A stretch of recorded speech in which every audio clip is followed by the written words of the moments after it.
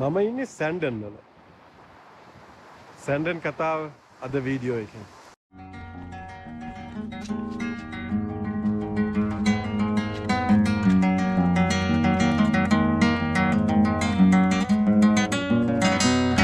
Well, here you saw the big air compressor. So they created two types of energy. One was compressed air for the underground mining operation. They didn't use electrical 1897 underground.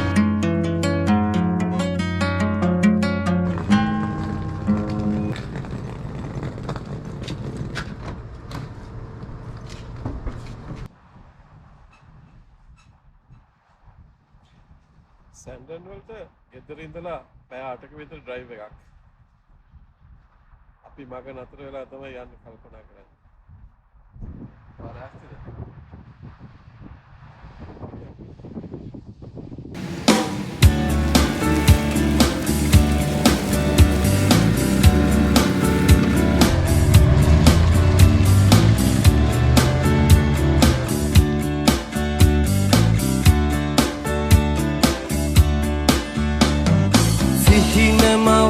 නැති අහස උසට පලියම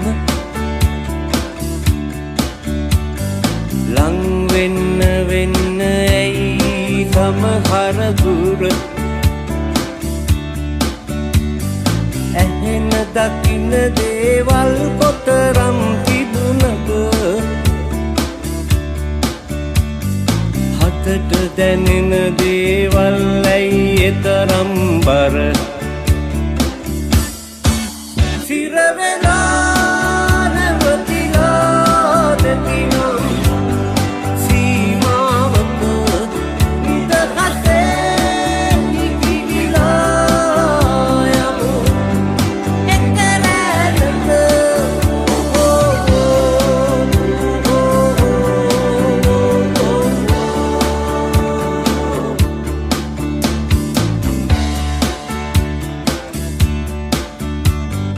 සෑම දේම නිම විය හැක නිමේෂයක එහෙම වුණොතින් මොනවා හිතන්නද සිහින විමන් වල කවුළු පියන් ඇරුණම අනන්තයට යනවාමයි ඒ මොතෙම සිරවෙලා නැවතිලා නැතිනම් සීමාවක නිදහසේ ඉදිරිලා යමු. මේ ඉන්නේ නීඩල්ස් ෆෙරි එකේ. හරි 10-15ක් විතර යනවා ක්‍රොස් කරන්න.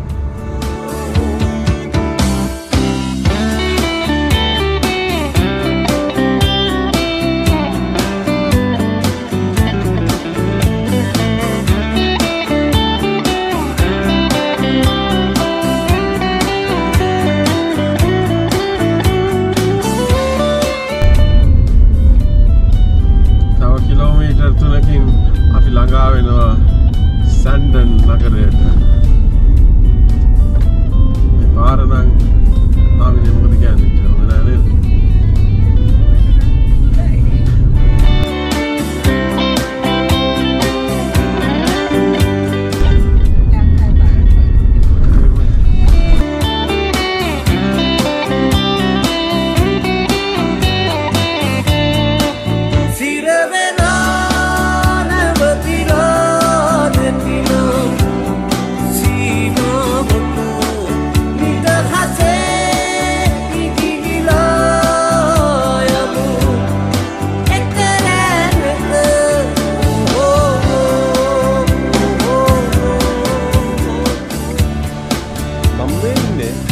කැනඩාවේ දැනට ක්‍රියාත්මක වෙන පැරණිම ජල බිඳුලි බලාගාරය ඉදිරිපස මේක විවෘත කරලා තියෙන්නේ 1897. මම ඒක ගැන විස්තර වැඩිපුර කියන්න. It's kind of an interesting story. So in 1897, when electricity was coming into these parts for the first time, almost everybody was building direct current, and this was typical of that. And then they limped along with direct current for many years. It wasn't too bad because, well, here you saw the big air compressor. So they created two types of energy. One was compressed air for the underground mining operation. They didn't use electrical in 1897 underground. All right. And not here in this part of the West. And so the electricity was used in the mill and the rock crushing and the processing of the ores and sundry uses, the camp and stuff. Right. But even the city plant here was direct current originally. Oh.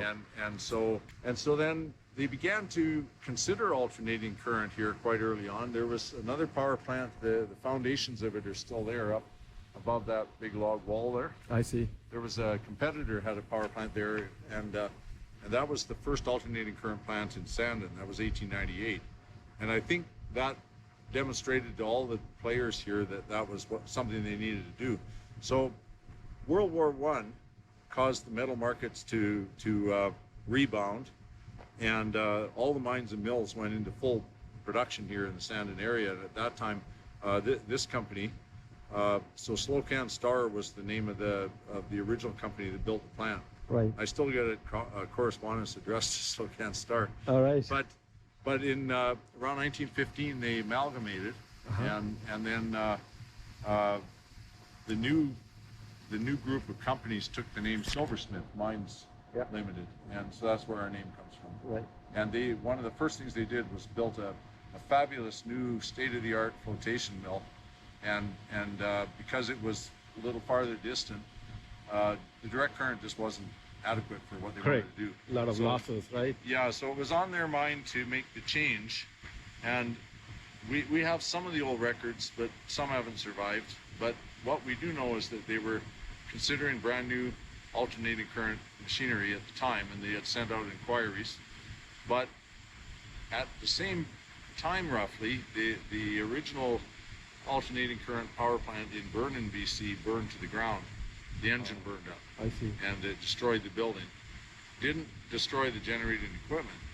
And so it was a steam engine, because they don't have water power there.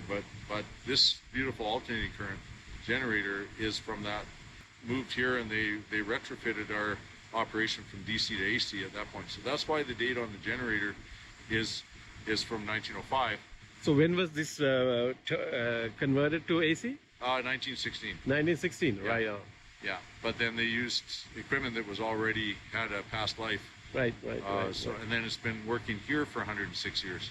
And still you guys use the same breakers for synchronizing? Yeah, we still use the original breakers, but we also have another breaker which we use for synchronizing in the gray panel there with the Schweitzer control. Yeah, okay. But the main Westinghouse breaker is still in use, and it still functions properly.